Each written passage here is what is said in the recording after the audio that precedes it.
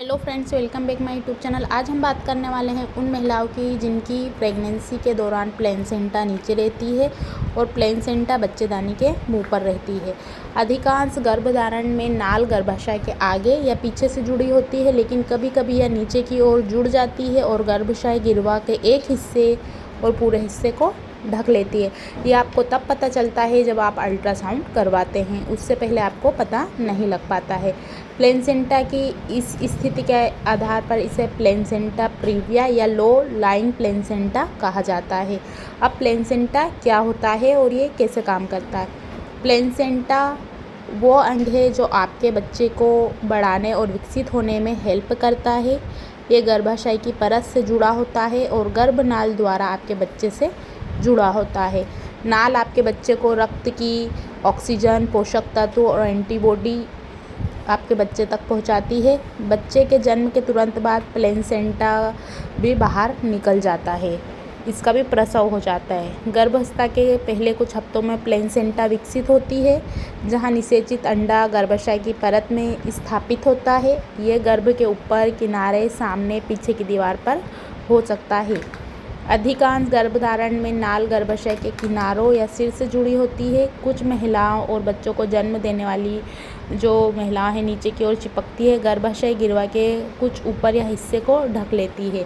अब ये इन कारणों में हो सकता है, जैसे जैसे गर्भाशय फैलता है, नाल गर्भाशय गिरवा के रास्ते से ऊपर और बाहर हो जाती है। यानी कुछ आपने स्टार्टिंग में अल्ट्रासाउंड करवाई, आपको पता चला है कि जो प्लेसेंटा है वो बच्चेदानी के मुँह पर है या नीचे की तरफ है, तो डॉक्टर आपको तब बताते हैं। तो ये कुछ हफ्तों में तो ठीक हो जाती है, खुद ही ऊपर चली जाती है, लेकिन कभी कभी ये नहीं जा पाती है। अब प्लेसेंटा का किनारा गर्भाशय गिरवा से 2 सेंटीमीटर से कम है तो निचली प्लेसेंटा के रूप में वो जाना जाता है। यदि प्लेसेंटा गर्भाशय गिरवा को पूरी तरह से ढक देता है तो इसे प्लेसेंटा प्रीविया कहते हैं।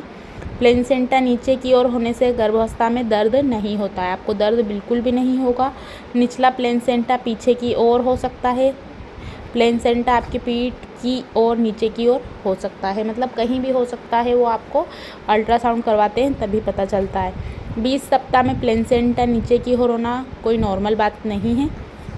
10 में से 20 सप्ताह में प्लेसेंटा नीचे की ओर होती है। बाद में प्लेसेंटा का जो निचला स्तर है वो प्लेसेंटा प्रीविया नहीं होती है, मतलब लो लाइंग प्रीविया होती है। प्रत्येक 200 लोगों में से केवल एक ही जो महिला है गर्भावस्था के अंत में जो प्लेसेंटा प्रीविया रहती है वो नीचे की ओर रह जाती है। नहीं तो सभी महिलाओं को अगर अल्ट्रासाउंड करवाई जाए और कहा जाए कि प्लेसेंटा प्रीविया नीचे है तो स्टार्टिंग में नीचे रहती है, लेकिन बाद में जिससे जैसे वो खुद ही ऊपर चली जाती है।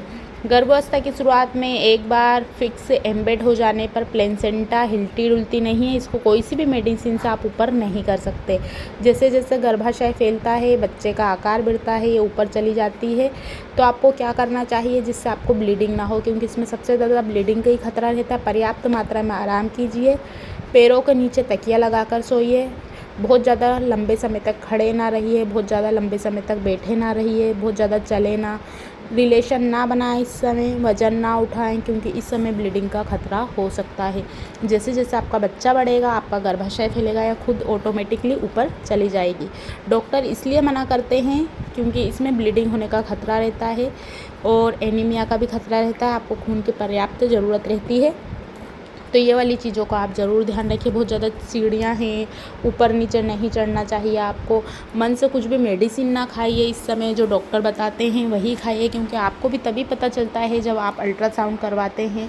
सभी मामलों में तो ये ऊपर चली जाती है, लेकिन कुछ केसेस ऐसे हैं जिसमें 200 में से एक महिला को ऊपर नहीं जाती। फिर डॉक्टर या तो आपको बहुत ज़्यादा बेड रेस्ट बताएंगे ताकि आपको हेवी ब्लीडिंग ना हो, और साथ ही आपको कुछ मेडिसिन दे सकते हैं जिससे आपकी एनीमिया यानी कि खून की मात्रा और सप्लाई शरीर में लगातार बढ़ती रहे, क्योंकि आपके थ्रू ही बच्चे को ऑक्सीजन और पोषक तत्व सभी चीज़ें मिलती हैं। तो आपको इन बातों का ध्यान रखना बहुत ज़्यादा ज़रूरी हो जाता है।